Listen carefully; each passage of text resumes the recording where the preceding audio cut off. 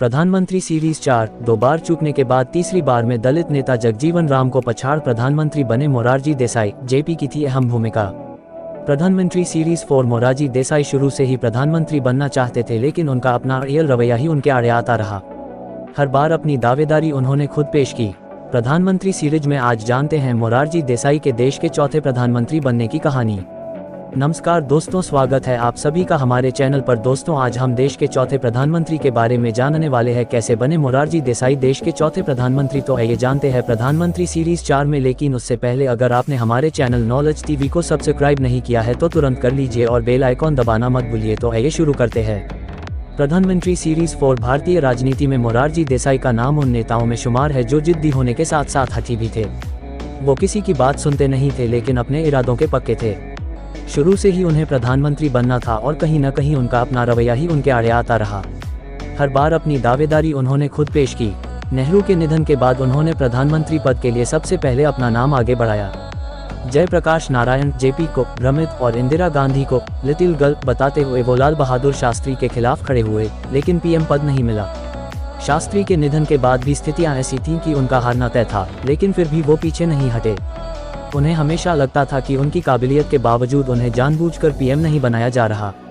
1967 में भी उन्हें मनाना बहुत मुश्किल रहा। इसके बाद 1975 में उन्हें जनता पार्टी ज्वाइन की और 1977 में आखिरकार देश के चौथे प्रधानमंत्री बने। प्रधानमंत्री सीरीज में आज जानते हैं मोरारजी देसाई देश के चौथे प्रधानमंत्री बनने की कहानी। 1967 का आम चुनाव। मोरारजी देसाई के पीएम पद तक पहुंचने की कहानी जानने के साथ ये जानना जरूरी है कि कांग्रेस में कब से फूट शुरू हुई। 1967 के लोकसभा चुनाव में कांग्रेस की जीत हुई, लेकिन कुछ सीटों का नुकसान हुआ।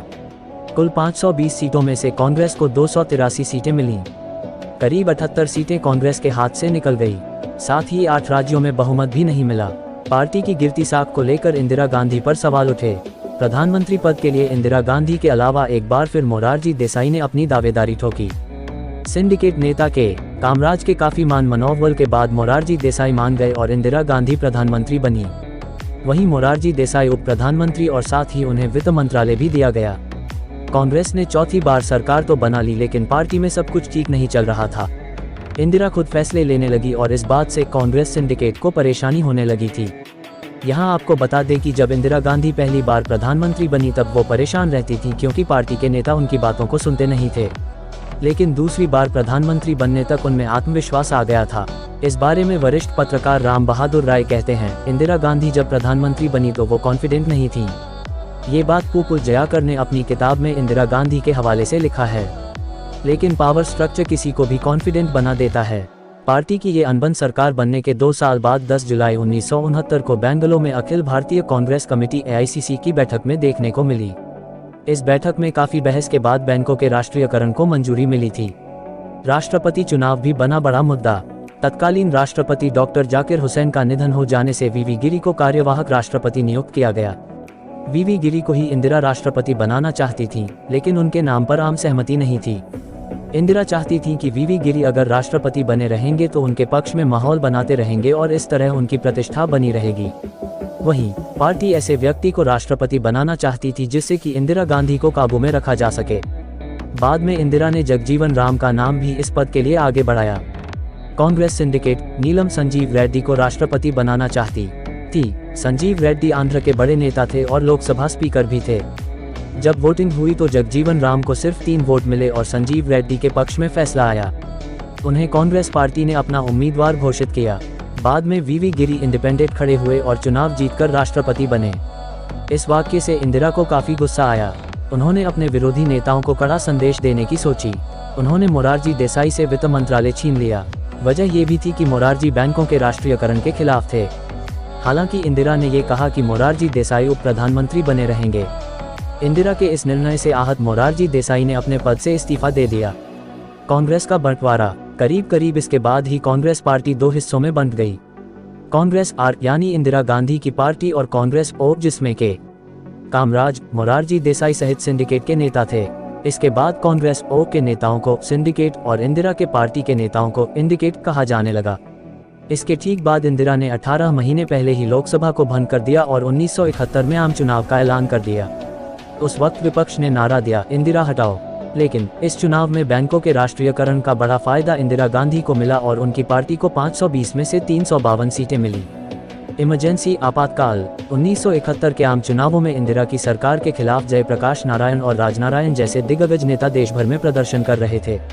माहौल खिलाफ होने के बावजूद इस चुनाव में इंदिरा ने रायबरेली सीट पर सोशलिस्ट पार्टी के राजनारायण को 1 लाख से ज्यादा वोटों से हराया था। राजनारायण को यकीन ही नहीं हो रहा था कि वो हार गए हैं। राजनारायण ने सरकार पर धांधली का आरोप लगाते हुए हाईकोर्ट और सुप्रीम कोर्ट का रुख किया। 12 जून 1975 को इलाहाबाद हाईकोर्ट ने इंदिरा गांधी का चुनाव रद्द कर दिया। इंदिरा सुप्रीम कोर्ट गईं। 24 जून 1975 को सुप्रीम कोर्ट ने फैसला दिया कि इंदिरा गांधी संसद की कार्यवाही में भाग तो ले सकती हैं लेकिन वोट नहीं कर सकती। इस फैसले के बाद विपक्ष ने इंदिरा गांधी पर अपने हमले तेज कर दिए। इसके तुरंत बाद ही 25 जून 1975 को इंदिरा गांधी ने आधी रात को देश में आपातकाल की घोषणा कर दी। देश में 21 महीने तक आपातकाल रहा और 23 मार्च 1977 को इमरजेंसी खत्म करने की घोषणा हुई। इससे पहले ही 18 जनवरी को इंदिरा सरकार ने लोकसभा चुनाव की घोषणा कर दी थी। 1977 का आम चुनाव। इंदिरा गांधी को हराने के लिए सारी पार्टियों ने एक साथ चुनाव लड़ने का फैसला किया। जनता पार्टी 23 जनवरी 1977 का गठन हुआ। इसमें जनता मोर्चा, चरण सिंह की पार्टी भारतीय लोक दल, स्वतंत्र पार्टी, राजनारायण और जॉर्ज फर्नांडिस की सोशलिस्ट पार्टी और भारतीय जनसंघ एक साथ आई। नतीजों के बाद जगजीवन राम की party CFD Congress for democracy जैसी कई और पार्टियों का विलय हुआ। वैसे तो इन सभी पार्टियों की विचारधारा अलग थी, लेकिन जयप्रकाश नारायण के अनुरोध पर सभी साथ हो गए। मोरारजी देसाई को जनता पार्टी का चेयरमैन चुना गया। रामकृष्ण हेगड़े जनरल सेक्रेटरी बने और जनसंघ के नेता लाल कृष्ण आडवाणी पार्टी प्रवक्ता बने। इस चुनाव में कांग्रेस के खिलाफ माहौल ऐसा था कि इंदिरा गांधी को राजनारायण ने करीब 55,000 वोटों से हरा दिया। संजय गांधी भी अपनी सीट हार गए।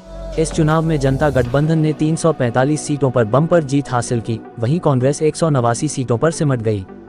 इसके बाद प्रधानमंत्री पद के लिए एक बार फिर मोरारजी देसाई दावेदार बने, लेकिन इस बार भी उनके अलावा चौधरी चरण सिंह और जगजीवन राम भी प्रधानमंत्री पद की रेस में थे। वरिष्ठ पत्रकार और लेखक जनार्दन ठाकुर ने अपनी किताब ऑल द जनता मेन में लिखा है, चुनावों से पहले जब जेपी आंदोलन के समय बिहार में थे उस वक्त ये सवाल भी उठे कि पीएम कौन होगा। ये सुनकर जेपी टेंशन में आ गए। उन्होंने कहा था कि प्रधानमंत्री पद के लिए इतने लोग दावा कर रहे हैं, मोरारजी देसाई होंगे, चौधरी चरण सिंह होंगे या फिर वाजपेयी होंगे, पता नहीं क्या होगा। तब जगजीवन राम के नाम की पीएम पद के लिए चर्चा भी नहीं थी। लेकिन गठबंधन को मिली भारी जीत के बाद जगजीवन राम को भी इस बात का पूरा भरोसा था कि वो प्रधानमंत्री बनेंगे। फैसला लेने का वक्त आया तो ऐसे कयास लगाए गए कि जेपी जगजीवन राम का समर्थन करेंगे। जनसंघ ने भी जगजीवन राम को सपोर्ट किया। उस वक्त ये भी कहा गया कि अगर दलित प्रधानमंत्री बनता है तो जनता पार्टी की छवि लोगों के बीच और चमक जाएगी। जनसंघ के समर्थन की वजह यह भी थी कि जगजीवन राम के पास ज्यादा सांसद 28 नहीं है तो उन पर नियंत्रण रखना भी आसान रहेगा। चंद्रशेखर के सपोर्टर भी जगजीवन राम को ही पीएम बनाना चाहते थे और उनकी पार्टी की इस जीत में अहम भूमिका थी, इसलिए उन पर नहीं सवाल उठाया जा सकता था। इतिहासकार रामचंद्र गुहा ने अपनी किताब इंडिया आफ्टर गांधी में लिखा है, चरण सिंह के समर्थक सोचते थे कि उत्तर भारत में पार्टी की भारी विजय में उनके नेता अहम योगदान है, इसलिए प्रधानमंत्री पद के वे स्वाभाविक दावेदार हैं। जगजीवन राम के लोग ये सोचते थे कि चूंकि उनके कांग्रेस छोड़कर आने से ही जनता पार्टी की इतनी बड़ी जीत हासिल हुई है, इसलिए उनके नाम पर विचार होने चाहिए। सबसे बड़े दावेदार मोरारजी देसाई थे, जो 1964 और 1967 में करीब करीब प्रधानमंत्री बन ही गए थे। इस हिसाब से उनका दावा सबसे मजबूत था। उस वक्त हर तरफ यही चर्चा चल रही थी कि जेपी किसे पीएम बनाएंगे। 23 मार्च 1977 को तय हुआ कि अगले दिन जेबी कृपलानी और जेपी एक साथ बैठेंगे। फिर सभी सांसद पीएम पद के लिए अपनी चॉइस का नाम लिखकर चिट में उन्हें दे देंगे। जनार्दन ठाकुर के मुताबिक इसके बाद चरण सिंह के खेमे में खलबली मची। खुद राजनारायण हॉस्पिटल पहुंचे जहां चरण सिंह एडमिट थे। उन्होंने चरण सिंह को बताया कि वो पीएम बनने की अपनी ख्वाहिश जेपी के सामने नहीं रखेंगे तो बहुत देर हो जाएगी। जगजीवन राम की दावेदारी पर चौधरी चरण सिंह ने जेपी को एक 4 लाइन की चिट्ठी लिखी। उसमें चरण सिंह ने लिखा कि वो जगजीवन राम के प्राइम मिनिस्टरशिप में काम नहीं कर पाएंगे। साथ ही ये भी बता दिया कि वो मोरारजी देसाई के लिए इस रेस से बाहर हो रहे हैं। ये चिट्ठी लेकर राजनारायण वहां से निकले और साथ ही जगजीवन राम के खिलाफ अपने कुछ लोगों से माहौल बनाने के लिए कहा। यहाँ राजनारायण ने जगजीवन राम को लेकर जातिसूचक शब्दों का भी इस्तेमाल किया। साथ ही उस समय जगजीवन राम को लेकर ये भी सवाल उठे कि उन्होंने इमरजेंसी के समय सरकार का साथ दिया था। फैसले की घड़ी आई तो जेपी ने मोरारजी देसाई का समर्थन किया।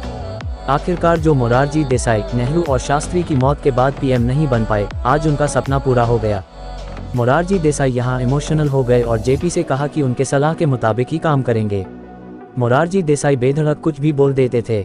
ये तब देखने को मिला जब प्रधानमंत्री का उम्मीदवार बनाए जाने के बाद आचार्य कृपलानी ने मोरारजी देसाई से कहा कि आपको बाबूजी से मिलने जाना चाहिए। तो देसाई ने बहुत ही तपाक से जवाब दिया, मैं क्यों उनसे मिलने जाऊं। ठाकुर लिखते हैं, उधर जगजीवन राम के समर्थक ये खबर सुनकर आग बबूला हो गए। जनता पार्टी के झंडे फाड़े जा रहे थे। जगजीवन राम भी गुस्से में थे और चिल्ला रहे थे, धोखा हुआ है। जनता पार्टी के नेता उनके घर पहुंचे और कहा कि जेपी उन्हें मनचाहा पोर्टफोलियो देंगे। इस पर उन्होंने चिल्लाकर कहा, मुझे देने वाले जयप्रकाश नारायण कौन होते हैं। 4 दिनों तक ये ड्रामा चलता रहा। बाद में वो तब माने जब जेपी ने उनसे कहा, आपके सहयोग के बिना भारत निर्माण संभव नहीं है। 23 मार्च 1977 को मोरारजी देसाई ने चौथे भारतीय प्रधानमंत्री के रूप में शपथ ग्रहण किया। उस समय उनकी उम्र 81 साल थी। उनकी कैबिनेट में चरण सिंह और जगजीवन राम उप प्रधानमंत्री बने। जगजीवन राम को रक्षा मंत्रालय भी मिला, वहीं चरण सिंह को गृह मंत्रालय मिला। मोरारजी अपना कार्यकाल पूरा नहीं कर पाए। 2 साल बाद ही उनकी सरकार अल्पमत में आ गई। वो 28 जुलाई 1979 तक प्रधानमंत्री रहे। मोरारजी देसाई के बारे में। मोरारजी देसाई का जन्म 29 फरवरी 1896 को गुजरात के भदेली में हुआ था। स्वतंत्रता संग्राम में भी उनकी अहम भूमिका थी। इस दौरान वो कई बार जेल भी गए। 1931 में उन्होंने राजनीति में कदम रखा और गुजरात प्रदेश की कांग्रेस कमेटी के सचिव बनाए गए। 1952 में वो बम्बई के मुख्यमंत्री बने। 1957 से 1980 तक वो सूरत लोकसभा सीट से सांसद रहे। 13 मार्च 1958 से मोरारजी देसाई 29 अगस्त 1963 तक नेहरू के कैबिनेट में वित्त मंत्री रहे।